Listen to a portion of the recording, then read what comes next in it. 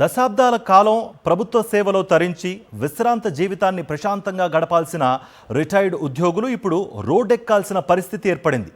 జీవితాంతం కష్టపడితే చివరకు మిగిలింది కన్నీళ్లేనా అంటూ కరీంనగర్ జిల్లాలో ఒక విశ్రాంత ఉద్యోగి తన ఇంటి ముందే నిరసన బ్యానర్ ఏర్పాటు చేయడం ఇప్పుడు రాష్ట్ర వ్యాప్తంగా చర్చనీయాంశంగా మారింది. అసలు ఆ బ్యానర్లో ఏముంది? రిటైర్డ్ ఉద్యోగుల డిమాండ్లేంటి? Watch it. ఈ దృశ్యం చూడండి. ఇది ఒక రిటైర్డ్ ఉద్యోగి ఆవేదన. కరీంనగర్కు జిల్లాకు చెందిన ఓ మాజీ ప్రభుత్వ ఉద్యోగి తన ఇంటి గుమ్మంపై ఈ బ్యానర్ ఏర్పాటు చేశారు. అందులోని అంశాలు గుండెల్ని పిండేస్తున్నాయి. ఆ బ్యానర్ ప్రకారం సదరు ఉద్యోగి 2024లో రిటైర్ అయ్యారు. కానీ గత 23 నెలలుగా రావాల్సిన పెన్షన్ బకాయిలు ప్రభుత్వం నుంచి అందడం లేదని ఆయన ఆరోపిస్తున్నారు.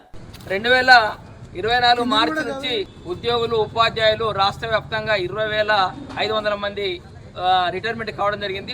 రిటైర్మెంట్ అయినటువంటి ఉద్యోగులకు ప్రభుత్వం వెంటనే అంటే ఒక నెల లోపల వాళ్ళకి ఇవ్వాల్సినటువంటి బెనిఫిట్స్ అవన్నీ ఇవ్వకుండా ఇప్పటి వరకు 23 నెలలు కాలయాపన చేయడం జరిగింది.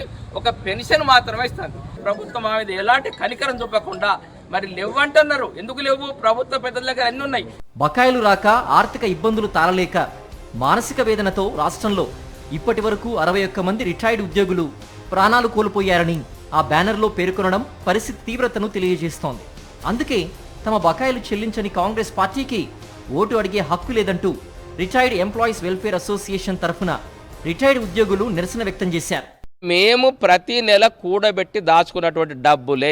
ఈ డబ్బులు ప్రభుత్వం దగ్గర గ్యారంటీగా ఉంటుంది కాబట్టి మేము కూడబెట్టుకున్నాం. ప్రభుత్వం కూడా మాకు బ్యాంక్ ఇంట్రెస్ట్ కలిపి మాకు డబ్బులు రిటైర్మెంట్ అయినప్పుడు మాకు ఇవ్వాల్సినటువంటి పరిస్థితి. దానికి తోడు మేము రిటైర్మెంట్ అయితే ప్రభుత్వ సేవలో 35-40 సంవత్సరాలు పనిచేసేందుకు గాను మాకు ప్రభుత్వం ఒక గ్రాట్యుటీ ఇస్తుంది. మరి ఇవి ఎవ్వి ఇవ్వకుండా మేము దాచుకున్న డబ్బుల్ని ప్రభుత్వం సంక్షేమ పథకాలు వాడుకోవడం ఎంతవరకు సమంజసం అని చెప్పి మేము ప్రభుత్వాన్ని క్వశ్చన్ చేస్తూ ఉన్నాం. ప్రభుత్వాలు మారుతున్నా తమ తలరాతలు మారడం లేదని విశ్రాంత ఉద్యోగులు వాపోతున్నారు. ఇప్పటికైనా ప్రభుత్వం స్పందించి తమ న్యాయమైన బకాయిల్ని వెంటనే విడుదల చేయాలని వారు డిమాండ్ చేస్తున్నారు. ఈ పాలకులు కమిటెడ్ ఎక్స్పెండిచర్ను మాకు రావాల్సిన హక్కు ద్వారా రావాల్సిన డబ్బులను వాళ్ళ ఓట్ల కోసం వేరే ప్రజలకు ఇస్తూ ఏ పథకాన్ని ఆపుకుంటారు అని వాళ్ళకు మాకు కొట్లాడ పెట్టించే పరిస్థితిలో హీన స్థితిలో దిగజారిపోయినరు. వీళ్ళు ఎట్లా మానవత్వం ఉన్న పరిపాలన చేస్తున్నారో ఒకసారి దయచేసి వాళ్ళ ఆత్మవిమర్శ చేసుకోవాలి.